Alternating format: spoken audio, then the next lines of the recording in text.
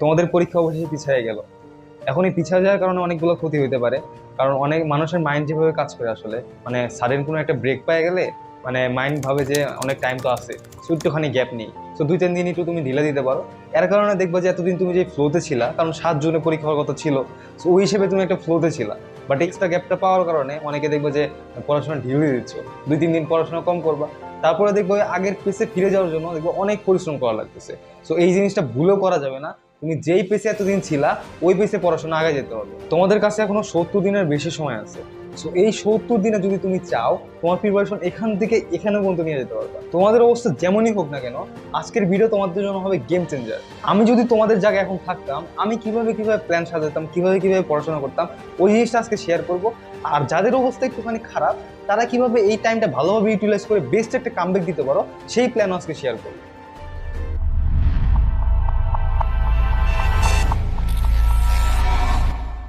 আসসালামু আলাইকুম, আমি মোর্শেদ মিরাজ। পড়াশোনা শুরু করবো বুয়েটে এবং পড়াশোনা করেছিলাম এনডিসিতে।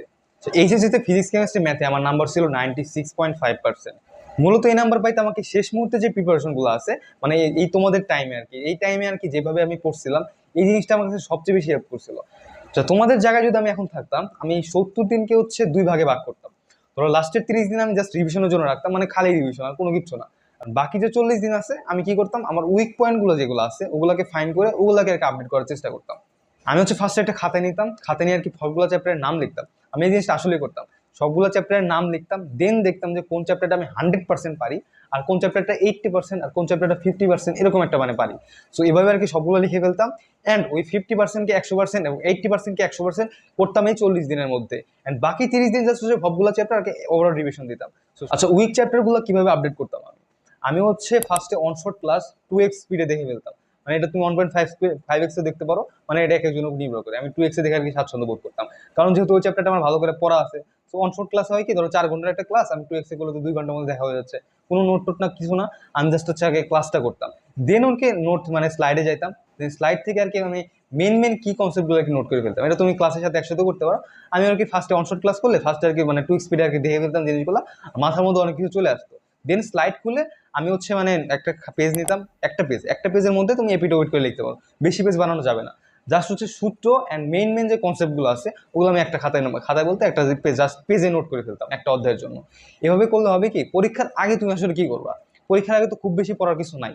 সো আমি এখন এখন হচ্ছে মানে ওই ম্যাটেরিয়ালসে রেডি করতাম যে পরীক্ষার আগের দিন আমি ওটা পড়বো। মানে তোমার পরীক্ষার আগের দিন রাতে তো ধরো এখন তুমি বই নিয়ে বসবা, নাকি মানে এই বোর্ড প্রশ্ন নিয়ে বসবা, অনেক কিছু নিয়ে বসার তো টাইম নেই।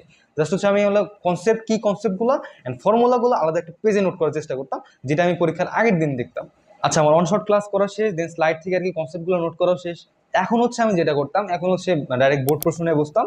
মানে বোর্ড প্রশ্ন বিগত 15 বছর দেখার চেষ্টা করতাম, এখন 10-15 যাই হোক, মানে সবগুলো প্রশ্ন আর কি রিভিউ করার চেষ্টা করতাম। কারণ সবগুলো হাতে কলমে দেখার কোনো দরকারই নেই, কারণ তুমি যেহেতু অনশর্ট ক্লাস করছো অ্যান্ড হচ্ছে কনসেপ্টগুলো নোট করছো, অলরেডি অনেক টাইম গেছে। এখন হচ্ছে তোমার জাস্ট কাজ হচ্ছে জাস্ট প্রশ্নগুলো দেখা। আমি বলতেছি ডাইরেক্ট প্রশ্ন দেখে ডাইরেক্ট অ্যান্সার দেখা যাবে না, এই কাজটা তোমরা ভুলেও করবা না। তোমরা জাস্ট হচ্ছে প্রশ্নটা দেখবা, প্রশ্নটা দেখে দেখবা যে তোমার অ্যান্সারটা মাথার মধ্যে আসতেছে কিনা। ধরো একটা প্রশ্ন দেখে তুমি তাকাইলা, দেখলা যে মানে মানে কেমনে কি করে প্রসেসটা আমার পুরো মাথার মধ্যে চলে আসছে, ওই প্রশ্নের উত্তর দেখার দরকার নেই, প্রশ্ন দেখা শেষ। দেন পরে প্রশ্ন যাবা, দেখলা যে আমার মানে হালকা হালকা মাথায় পড়তেছে, তারপরে স্টেপটা একটু মাথায় পড়তেছে না, দেন সঙ্গে সঙ্গে আর কি তুমি খাতায় আর কি করে ফেলতে পারো, খাতায় আর কি ধরো করে ফেলে অ্যান্সারটা মিলাইতে পারো, বা তুমি হচ্ছে অ্যান্সারটা একটু দেখে ফেলতে পারো। এখন হচ্ছে অ্যান্সার দেখলে আর কি অনেক সময় সমস্যা হয় কি, মানে তুমি অনশর্ট ক্লাসে যেভাবে আর কি দেখছো জিনিসটা, বাট অনেক সময় আর কি মানে গাইডে অন্যরকম সলিউশন থাকতে পারে, তো একটা কনফিউশন সৃষ্টি হতে পারে। সো অনশর্ট ক্লাসে তুমি যেভাবে আর কি জিনিসটা দেখছো, এখন ওভাবে আর কি ধরো করার চেষ্টা করতে পারো, যেগুলো তুমি একটু আটকে যাবে, সবগুলো করার কোনো দরকার নেই। মানে তুমি প্রশ্ন দেখে যেগুলো একদম পারো, মানে প্রসেসটা মাথা মধ্যে চলে আসছে, ওগুলো হচ্ছে শেষ। অ্যান্ড যেগুলো একটুখানি আটকে যাবা ওগুলোর সঙ্গে সঙ্গে একটু করতে পারো বা অ্যান্সারটা আর কি দেখে ফেলতে পারো। আচ্ছা, আমার অনশর্ট ক্লাস করা শেষ, দেন হচ্ছে মানে কম্প্যাক্ট নোট করাও শেষ। এটা হচ্ছে 1 পেজের বেশি হবে না কিন্তু কম্প্যাক্ট নোট, আমি বারবার বলতেছি, একটা চ্যাপ্টারের জন্য 1 পেজের বেশি না, 1 পেজ থেকে সর্বোচ্চ 2 পেজ। পেজ বলতে আর কি এক মানে পাতা বোঝাচ্ছে আর কি, তো 1 পেজ থেকে আরেক পেজ আর কি, তো এই ফোর সাইজের একটা পেজ নিতে পারো, দেন আর কি এপিট ওপিট আর কি লিখে ফেলতে পারো। তো এইভাবে আর কি করে করবা অনশর্ট ক্লাস, দেন হচ্ছে কম্প্যাক্ট নোট, এটাও শেষ। দেন আমাদের বোর্ড প্রশ্ন সলভ করা শেষ, আমাদের প্রিপারেশন মোটামুটি অলরেডি ডান। এখন দেখো মানে তোমাদের যেহেতু অভিন্ন প্রশ্ন পরীক্ষা হবে, সো পরীক্ষাটা যথেষ্ট কঠিন হতে পারে। আবার ধরো যথেষ্ট পরিমাণ গ্যাপও দিচ্ছে, মানে 1 মাসের মতো পরীক্ষা পিছিয়ে দিচ্ছে। তো বলা যায় না কি হবে, তো ভালো একটা প্রিপারেশন রাখতে হবে। তো এই জন্য তোমরা যে একাডেমিকে যে নোটগুলো করছিলা, অনেকেই করছো আবার অনেকে হয়তো করো নাই, তাদের জন্য এই স্টেপটা লাগবে না। বাট যারা একাডেমিকে নোট করছিলা তারা এখন হচ্ছে একাডেমিক নোটটা জাস্ট চোখ বোলাবা। মানে তুমি বোর্ড প্রশ্ন সবগুলো দেখে ফেলছো, দেন তোমার হচ্ছে মানে অনশট ক্লাসটা করা শেষ। সো অনেক কিছু তোমার মাথায় আছে যেগুলো দরকারি, বাট মানে অ্যাডমিশনের অনেক প্রশ্ন তো তোমার করা হয় নাই, প্লাস একাডেমিক নোটে তুমি মানে জিনিসগুলো আগে পড়ছিলা। সো ওগুলো জিনিস যদি তুমি জাস্ট এখন হালকা পাতলা রিভিউ দিয়ে দিতে পারো, সো পরীক্ষা আসলে তুমি অ্যাটেম্প করতে পারবা। সো তুমি হচ্ছে মানে একাডেমিক নোট থেকে জাস্ট জিনিসগুলো জাস্ট চোখ বোলাবা যে কোনো কিছু বাদ আছে কিনা। কারণ ওই নোট দেখার সময় তুমি একটা জিনিস ভালোভাবে করবা, অ্যাভয়েড করবা, মানে সূত্রের যে প্রমাণগুলো আছে ওগুলো ভাই দেখার এখন কোনো দরকারই নেই, ওগুলো ডাইরেক্ট বাদ। বাট তুমি জাস্ট যে ম্যাথগুলো আছে এগুলো একটুখানি মানে পেঁচানো ম্যাথ, ওগুলো জাস্ট একটু দেখে ফেলতে পারো, মানে খুব বেশি পেঁচানো দরকার নেই, বাট যেগুলো আর কি আসতে পারে তোমার বলে মনে হয় ওগুলো জাস্ট দেখে ফেলা। কারণ তুমি তো একাডেমিক অনেক কষ্ট করে নোটগুলো করছো না, অনেক কিছু আর কি পড়ছো, সেগুলো রিভিশন দিলে আর কি মোটামুটি মাথায় চলে আসবে, সেগুলো আর কি দেখে ফেলতে পারো। আচ্ছা, আমি যদি অনশট ক্লাস করতাম তাহলে কার কারটা করতাম? ম্যাথের ক্ষেত্রে অলওয়েজ রাকিব ভাইয়েরটা করতাম, দেন হচ্ছে রাকিব ভাইয়ের ক্ষেত্রে আইসিটিটাও করে ফেলতাম। দেন হচ্ছে যদি আমি ফিজিক্সের ক্ষেত্রে বলি, ফিজিক্সের ক্ষেত্রে স্পেসিফিক কারোরটা আমি করতাম না, কারণ হচ্ছে আমি হচ্ছে অপূর্ব দাদা আর হচ্ছে মাসরুর ভাই তাদেরটা, আর হচ্ছে ইয়াসিন ভাই তাও হবে, তোমার যার ভালো লাগে তুমি ফিজিক্সের ক্ষেত্রে তারটা করতে পারো। আমি হচ্ছে স্পেসিফিকভাবে কারণ নাম বলতে পারলাম না। আর হচ্ছে কেমিস্ট্রির ক্ষেত্রে স্পেসিফিকভাবে হচ্ছে সৈকত ভাইটা সাজেস্ট করবো আর কি, আমি হইলে আর কি এগুলোই করতাম।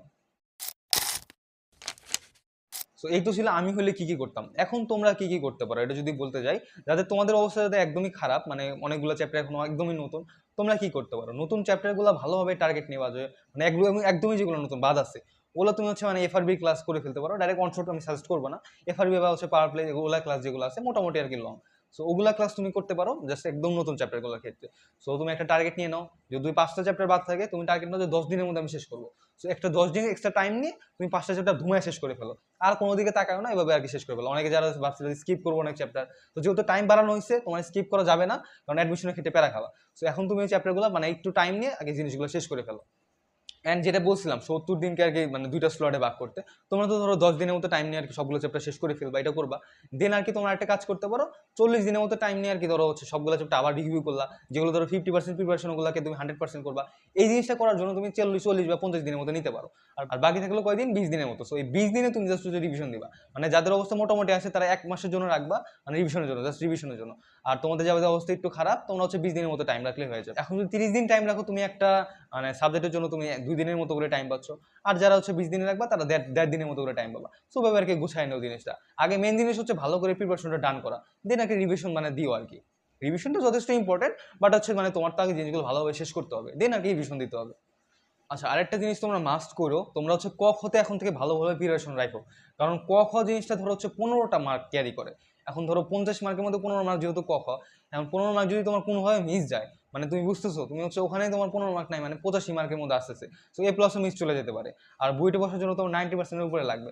সো ক খটাতে ভালোভাবে প্রায়োরিটি দিও। আমরা যারা ইঞ্জিনিয়ারিং স্টুডেন্ট আছি তারা জাস্ট ম্যাথ সলভিং এর ক্ষেত্রে ভালোভাবে গুরুত্ব দিই, ক খতে গুরুত্ব দেই না। সো এই ক্ষেত্রে আর কি প্রচুর প্যারা হতে পারে। সো এখন থেকে আর কি ক খতে গুরুত্ব দিও, পরীক্ষার আগের দিন আর কি খুব বেশি গেঁজাও না, কারণ পরীক্ষার আগের দিনে এসে আর কি অত কিছু মাথায় ঢোকে না। তো এখন থেকে যদি ভালোভাবে পড়ে যেতে পারো, পরীক্ষার আগে জাস্ট রিভিশন দিয়ে গেলাম। তো শেষে একটা বোনাস টিপস, যাদের প্রিপারেশন মোটামুটি ভালো তারা এই কাজটা করতে পারো, করলে অনেক বেশি হেল্প হবে। তোমরা হচ্ছে একটা চ্যাপ্টার শেষ করার পরে, মানে যাদের প্রিপারেশন ধরো 50% 100% করলা, যাই হোক এভাবে আর কি শেষ করার পরে আবার যখন রিভিশনও দিবা আর কি। সো প্রত্যেকটা চ্যাপ্টার শেষে তুমি চ্যাপ্টার ক্লোজিং এক্সামের একটা করতে পারো, মানে ওরা যে সাপ্লিমেন্ট বা যে কোনো জায়গা থেকে তুমি হচ্ছে মানে লাস্টের দিকে আর কি একটা চ্যাপ্টার লাস্টের দিকে আর কি পাবা, মানে মডেল টেস্ট পাবা। ওই মডেল টেস্টগুলো তুমি দিয়ে ফেলতে পারো। কারণ মডেল টেস্ট ধরো হচ্ছে তুমি 3 ঘন্টা টার্গেট করে যে দেওয়া লাগবে এমন না, তুমি আসলে চোখ বুলাই ফেলতে পারো যে আমার এই জিনিসগুলো মানে ডাইরেক্ট মাথায় আসতেছে কিনা। মানে যেগুলো মাথায় আসতেছে ওগুলো তো বারবার করার দরকার নেই, আর যেগুলো মনে হয় একটুখানি করতে পারলে ভালো হইতো ওগুলো জাস্ট একটু করে ফেলে, এভাবে আর কি এক্সামটা দিয়ে ফেলো। আবার যদি দেখো এক্সাম দেওয়ার টাইমে আমি কোনো কিছু আমার আটকে যাচ্ছে কনসেপ্টে, সো ওই কনসেপ্টটা আবার তুমি রিভিউ করে আসবা। এভাবে করতে পারলে কি তুমি রিচেকও করতে পারলা যে আমার অধ্যায়টা আসলে ভালোভাবে কমপ্লিট হয়েছে। সো এই জিনিসটা অনেক হেল্পফুল হবে। তো এইভাবে আর কি স্টেপ বাই স্টেপ চ্যাপ্টারগুলো কমপ্লিট করতে থাকো। আর যাদের একটু এক্সট্রা পার্সোনাল সাপোর্ট লাগবে, মানে তুমি সবই জানো বাট এক্সট্রা একটা পুশ না থাকলে হয় না, গাইডলাইনের মধ্যে না থাকলে জিনিসটা হয় না, তো তারা আমার পার্সোনাল মেন্টরশিপে যুক্ত হয়ে যেতে পারো। সিট একদমই কম আছে, সো যুক্ত হলে আর কি ফার্স্ট হয়ে যাও। সো এই ছিল আজকের ভিডিও। তোমরা যদি প্রত্যেকটা সাবজেক্ট নিয়ে আলাদা আলাদা ভিডিও চাও তাহলে কমেন্টে জানাও। সো নেক্সট কয়েকদিন তোমাদের নতুন কোন কোন টপিক নিয়ে ভিডিও লাগতে পারে এগুলো ভাইকে জানাও, আমি সর্বোচ্চ চেষ্টা করবো ভিডিওগুলো দিয়ে দেওয়ার। সো দেখা হচ্ছে পরবর্তী কোনো একটা ভিডিওতে। টিল দেন টেক কেয়ার, আসসালামু আলাইকুম।